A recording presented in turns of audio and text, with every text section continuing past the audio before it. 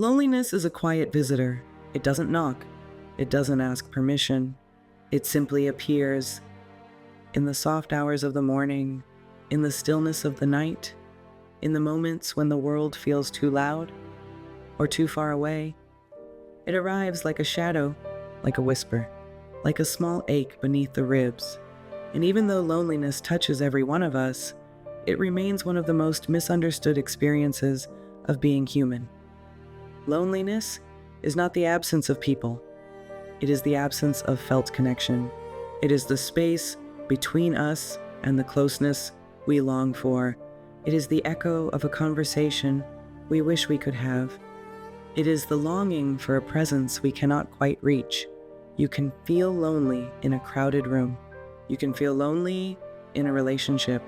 You can feel lonely while surrounded by people who love you, and you can feel deeply connected while living alone.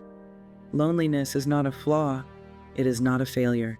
It is a signal, a gentle, human signal, that we are wired for connection. And yet, around the world, loneliness is rising, not because we have forgotten how to love, but because the world has changed faster than our hearts know how to keep up. We scroll more, but speak less. We see more faces, but feel fewer souls. We share more content, but reveal less truth. We are connected everywhere, and yet, belonging feels harder to touch.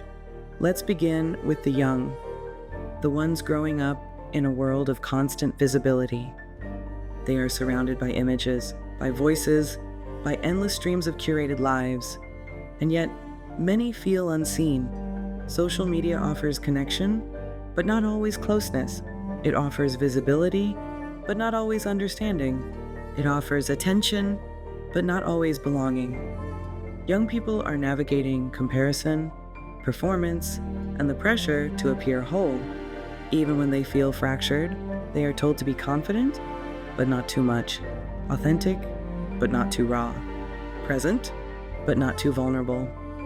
They are surrounded by noise, but not always by nourishment, and many are quietly hurting. Now shift with me to the elders of our world, the ones who have lived many seasons, who have held families together, who have carried stories, who have built communities, that sometimes forget to look back at them. Loneliness in older adulthood is often quiet. It hides in empty chairs, in long afternoons, in the silence after a partner is gone, in the distance between family visits, in the loss of roles that once gave life shape. It hides in the feeling of becoming invisible, in a world that moves too quickly to notice the wisdom sitting right beside it. But loneliness in older adulthood is not inevitable. It softens when we remember to reach back, to slow down, to listen, to honor the lives that came before ours. Now breathe with me and shift again. To those living with disabilities, loneliness here is not born from the body, but from the barriers around it. Barriers of access, barriers of understanding, barriers of design, barriers of assumption. Loneliness grows when the world is not built with you in mind, when spaces exclude, when systems overlook, when people misunderstand. But loneliness here is not a personal issue. It is a societal one, a reflection of how we design our world and who we design it for. Now let's move gently into the landscape of mental health. For many, loneliness is both a cause and a consequence. Depression can make connection feel impossible. Anxiety can make social spaces feel overwhelming. Trauma can make trust feel dangerous. And stigma can make reaching out feel shameful. Loneliness becomes a loop, a cycle that feeds itself, not because someone is weak, but because they are hurting. Breaking this cycle requires compassion, not correction, presence, not pressure, community, not isolation.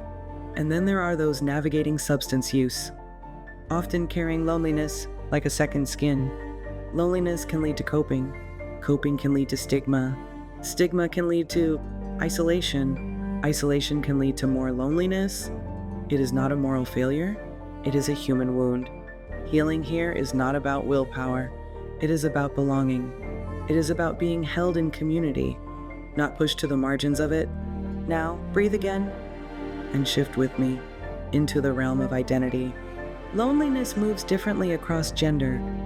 Men are often taught to be strong, silent, self-contained, to swallow emotion, to hide need, to carry pain alone. Women may name loneliness more openly, but often carry the emotional weight of others, while neglecting their own. Loneliness is emotional, yes, but it is also cultural, systemic, and shaped by belonging. And this is why understanding loneliness matters. Because loneliness is not just a statistic, it is a person. It is your neighbor, your coworker, your family member, the person sitting next to you on the bus, the person you pass on the street, the person who seems fine, the person who seems strong, the person who seems surrounded, the person who seems like they don't need anyone. Loneliness is not a personal failing. It is a human experience, and it asks something of all of us. The antidote is not a single program or policy. It is a collective remembering of how to show up for one another in small, steady, human ways. It begins with presence, with noticing, with slowing down, with choosing to care, even when the world tells us to rush. It begins with a message, a check-in, an invitation, a moment of eye contact, a moment of softness, a moment of truth. Connection doesn't require perfection. It requires intention. It requires courage. It requires the willingness to reach across the small distances that separate us. And here's the quiet truth. Loneliness is not always visible. It doesn't always look like sadness. Sometimes it looks like busyness. Sometimes it looks like independence. Sometimes it looks like achievement. Sometimes it looks like I'm fine. Loneliness hides in the places where we assume people are okay. It hides in the parent who never asks for help. It hides in the teenager who always has headphones on. It hides in the elder who says they don't want to bother anyone. It hides in the friend who cancels plans quietly. It hides in the colleague who keeps their camera off. It hides in the person who always shows up for others, but never asks for anything in return. Loneliness is not a weakness. It is a signal, a human signal, that we are wired for connection.